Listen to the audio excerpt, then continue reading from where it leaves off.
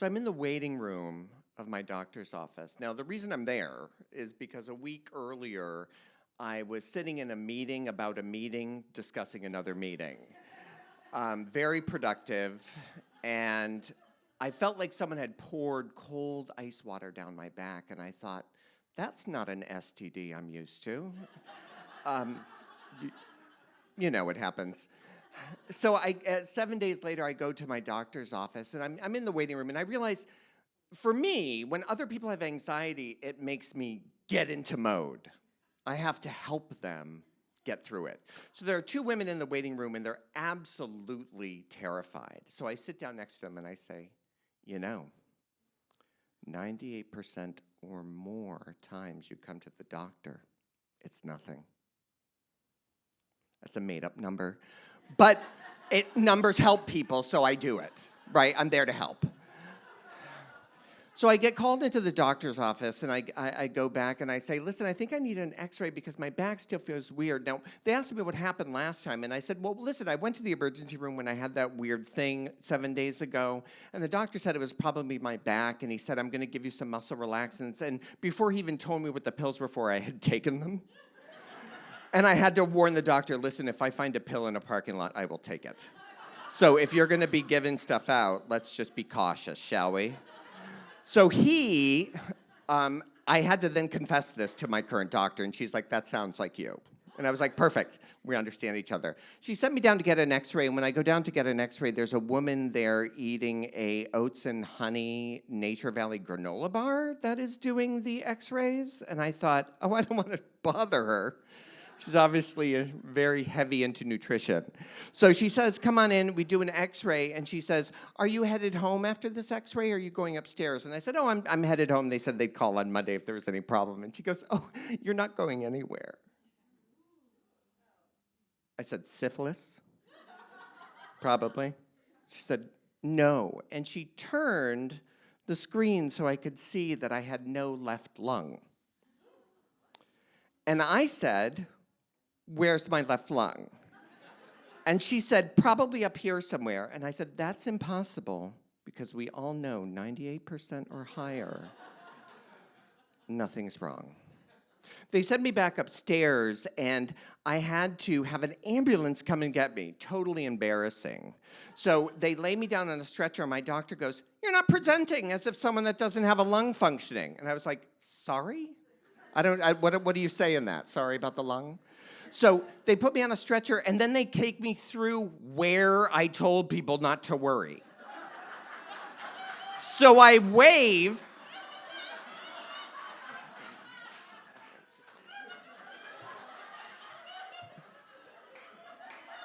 I tried to explain to them, listen, this isn't normal. I said, I just don't have a lung. Just don't have a lung. Now I have to do the most terrifying part of all, which is I have to call my husband from the ambulance. My husband was working in DC at the time, and my husband, God love him, panics.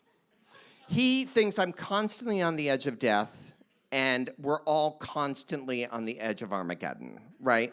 So now I have to call him, and I decide to word it slightly differently, and I say, listen, I'm going to visit the hospital. It seems I've misplaced my lung. They think they know where it is. I need you to come home and take care of the dogs. And I said, I can't talk about it now. My phone's running out. That's a lie. Talk to you later. Hang up. I get to the emergency room, and no one can believe that I'm the person without a functioning lung. A hot emergency room guy comes in, which is always the case when I look my worst. And he says, listen, you know what we're going to do? We're going to actually take this, and we're going to plunge it through your chest. And it's going to actually inhale, and it's going to be really painful, but we have to do that. And I said the one thing I thought I would never say to a hot guy, which is, please don't penetrate me.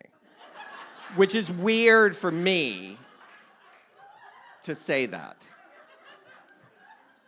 So I get sent up to the room finally in the middle of the night, and I decide in the morning, get dressed and get some coffee, right? Because there's a little cafe in the basement.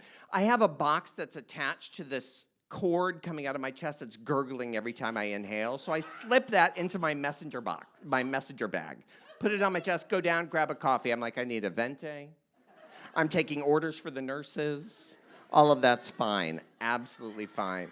My husband arrives the next day, and again, his anxiety makes him a little self-focused. It's absolutely adorable. It will be in the divorce papers ultimately, but right now it's still adorable. And he says to me as he walks in, like this, "Ooh, hi, I stubbed my toe really bad at the house, and it's really painful.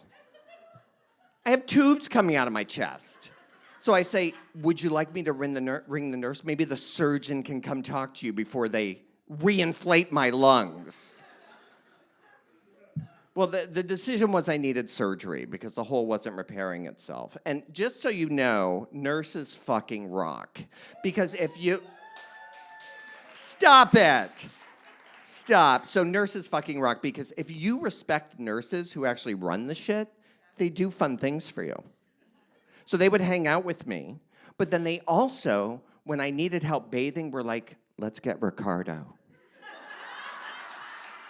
And I thought, that really sounds good to me. I don't know what we're doing. Ricardo came up, and Ricardo was gonna help me, but he has to remove his shirt because he's so muscular and beautiful that they don't have the scrubs that fit him. Sad face. So Ricardo helps me and calls me bro and shit, which is a total aphrodisiac for me. So after the surgery, I go down to get more coffee, right? I'm like, let's hit the coffee. And the gay boy that works at the counter waves to me to come to him. And I'm a little shocked because, like, if you're gay and you're under 30, you probably don't even see me. Like, I don't exist. Like, you think clothes are floating here right now, right? So I say, "What?" And he goes, "Hey, listen, you know, last time you were here, we got a complaint." And I said, "What?" And he said, "Well, we got a complaint because someone thought it was disgusting that you would come into the cafe at the hospital with your gurgle box in your messenger bag." And I said, "Really?" And he goes, "Mm-hmm, and she's here. She's right behind you." Oh, cherub. And I say, "Excellent." So I approach the woman, and I decide the best way to handle this. I walk up to her, and I say, "Hi, can I talk to you just for a second? I wanted to tell you that, you know, I looked over at you the other day, and you really remind me of my mom. And it was the last place I was with her, and we used to come down and get coffee. And I don't have much time left. So it's really nice to see a friendly face.